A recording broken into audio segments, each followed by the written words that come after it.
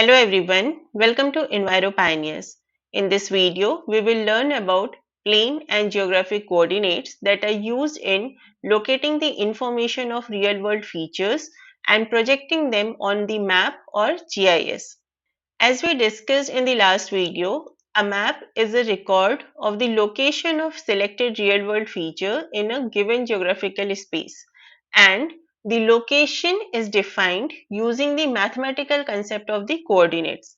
So when we talk about coordinates, these are actually the set of numerical values which define the location of a point in a space of given dimension. Now this dimension can be either two-dimensional or three-dimensional. So for example, map, it is a two-dimensional space, and here the location of a point is fixed by set of two numerical values, that is x and y. While the digital elevation model, this is in terms of three-dimensional space, and here the location of a point is fixed by set of three numerical values, that is x, y and z. For defining the location of geospatial data on the maps or in GIS databases, basically three types of coordinates are used. First, plane rectangular coordinates, second, plane polar coordinates, and third is the geographic coordinates.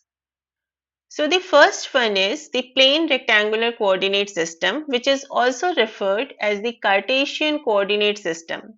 And in this coordinate system, basically two straight lines intersecting one another at right angles, these are used to define the geographical space. And these two lines are called the axis of the coordinate system. And point of intersection, this is referred as the origin. And the horizontal axis is the x-axis and the vertical axis is the y-axis.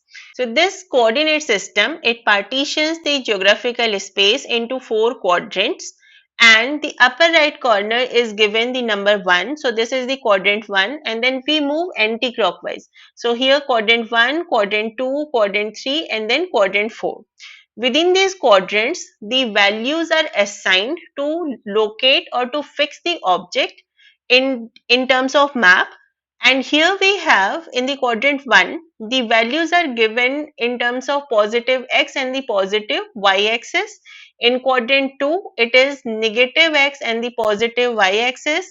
In quadrant 3, it is negative x and negative y axis, while in the quadrant 4, it is positive x and the negative y axis. And this OX, it is referred as the easting, and OY, it is referred as the northing. So in this type of coordinate system, the position of a point P, it is fixed by two distances which are measured perpendicularly from the point P to the x-axis and then points to the y-axis. So here it is mentioned 3 and 5. So we can see that if we draw a line perpendicular to the x-axis, here it is 3, and then on the y-axis it is 5. So if it is in the quadrant 1, the values will be positive for both the values. But if it is in quadrant 2, for example, here we have 3, minus 3 and 1. So we can see that in the quadrant 2, it is defined by minus x and the positive y axis. So here we have the values minus 3 and then 1. While in the quadrant 3, it is minus x and minus y axis. So we can see here that minus 1.5 and minus 2.5 for this particular point. And similarly, if there is any point somewhere, for example, if we talk about this point where we are having presently cursor, so here it will be having the positive x and my negative y axis. So that will be 2 comma minus 2. So in this manner, we can locate the information of real world features onto the two-dimensional paper. Next is the plane polar coordinate system, which consists of a single line drawn in a reference direction passing through the origin. So that origin is referred as the pole and the line is referred as the polar axis. And this coordinate system, it makes use of the angular and the linear measurements. So this is the angular measurement and this one is the linear measurement. So the position of any object, it is determined by the distance of that object from the origin and the angle it is forming at the pole with the polar axis. For example, here we have the polar coordinates 5 and 45. So 5 is the linear distance from the pole and the 45 is the degree that this particular line is making with the polar axis. Now we can have some examples. Here we have this representation of 5 and 45. So we can see that we are having the circles of different radii. Here it is 2, 4, 6, and this point it is falling in between 4 and 6. So we are considering it as a 5. So the linear distance from the origin, this is 5, and the angle which it is making from the polar axis, this is 45. Similarly, here in this diagram, we can see that this is mentioned r and theta. And the important point to note is that the polar axis, this is referred as the 0 degree and we move anti-clockwise. Okay, so when we move anti-clockwise, so the vertical one is 90 degree, then opposite to this polar axis will be 180 degree, and then here we are having the 270, and then again we come back to the 0 degree. So whenever we define the angular displacement, that will always be the anti-clockwise from the polar axis. For example, if we take the first point here, so what will be the polar coordinates for this point? So we can see that here this circle, it is having the radii of 5. So we can see that this is having the linear displacement 5 and the angular displacement is 120, as we can see here. So the polar coordinates for this point will be 5 and 120 degree. Then let us consider another example. So if we see the polar coordinates for this point, so what will be the polar coordinates? So here we have this is the radii 4, means the linear distance from the pole to this point is 4 and the angular displacement is 285. So if we define the coordinate for this particular point, it will be 4 and 285 degree.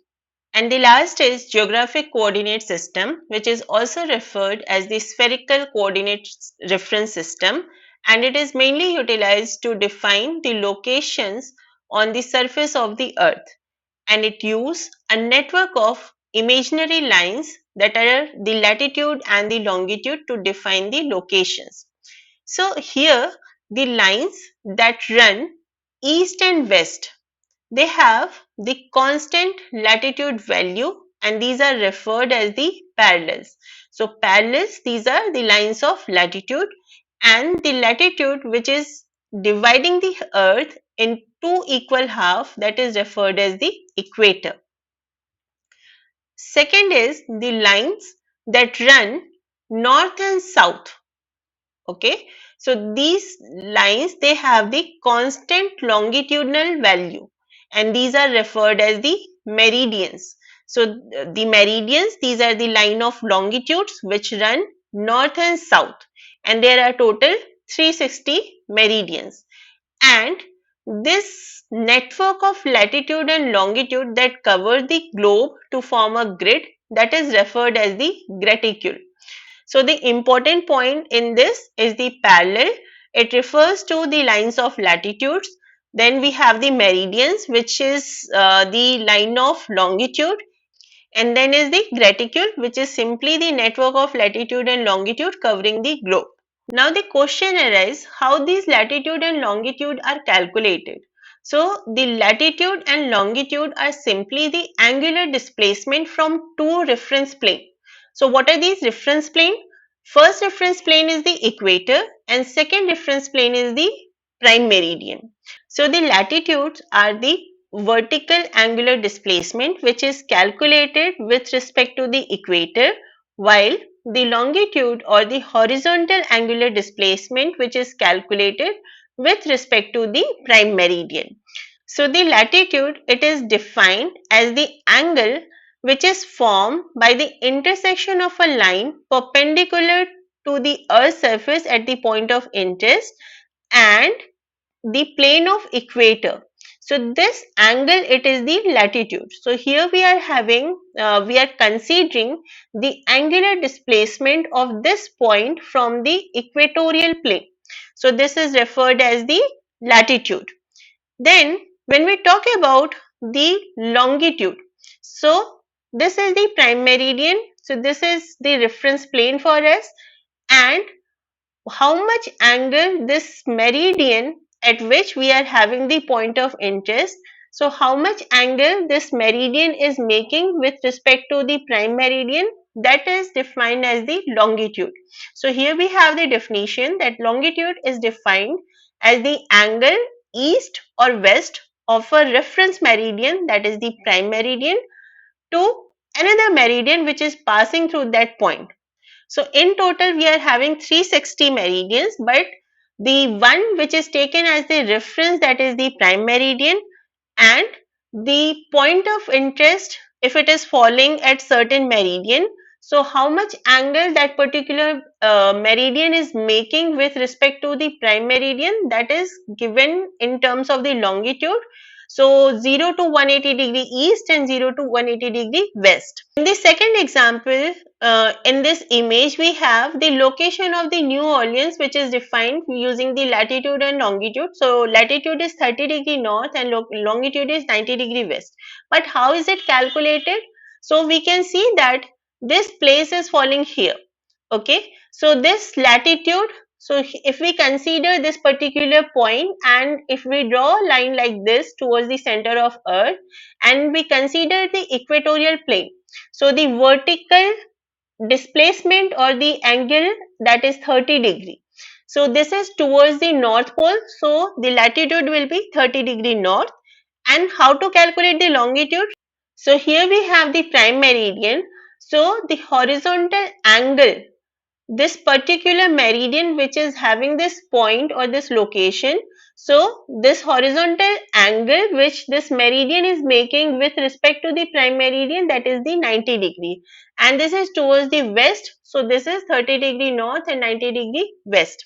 So in general the latitude, it is given from 0 to 90 degree north and 0 to 90 degree south, and the longitude, it is given 0 to 180 degree east and 0 to 180 degree west. So as mentioned, there are total 360 meridians, means the lines that are running from north to south. So any meridian that can be selected as the prime meridian. But in 1884, the World Mapping Community, they agreed to use the Greenwich Meridian in London, in England, as the prime meridian. So the meridian which is passing through the Greenwich in England, it is referred as the prime meridian, and the opposite to it, that will be the anti-meridian, and all other lines are referred as the meridians. So here we have some of the common names. So this is the North Pole and South Pole. The line which is dividing the earth into two equal halves, that is equator. And then we have different meridians and different latitudes. So here we can see the parallel of latitudes. So these are the parallels which are the line of latitude. And the vertical line passing from north to south pole, these are the meridians of the longitude. And then equator, it divides the earth into the northern hemisphere and the southern hemisphere, and the latitude is defined in terms of certain degree towards the north and certain degree towards the south. Then we have the this Tropic of Cancer, which is at the latitude of 23 degree 26 minute north, and then we have the Arctic Circle at 66 degree 34 minute north, and then opposite to it at the same latitude towards the south we have the Tropic of Capricorn and then Antarctic Circle. But this geographic coordinate system, it is not only limited to the latitude and longitude, but it has the following component. This is the angular unit, then prime meridian, spheroid, and the datum. So the angular unit are the unit of measure on the spherical reference system that we saw just now, that how to calculate the latitude and longitude with respect to certain planes. Then prime meridian, it is also very important because any line can be meridian, but we have to calculate the longitude with respect to the prime meridian, and this is the longitude origin for the spherical reference system.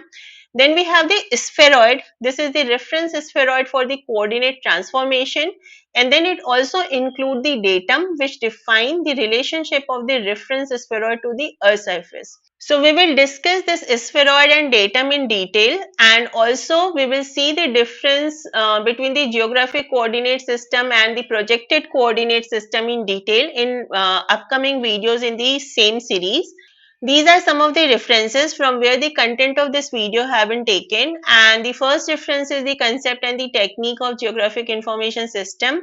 Rest 3 are the website on which we have the information related to the geographic coordinate system and the difference between the projected and the geographic coordinate system.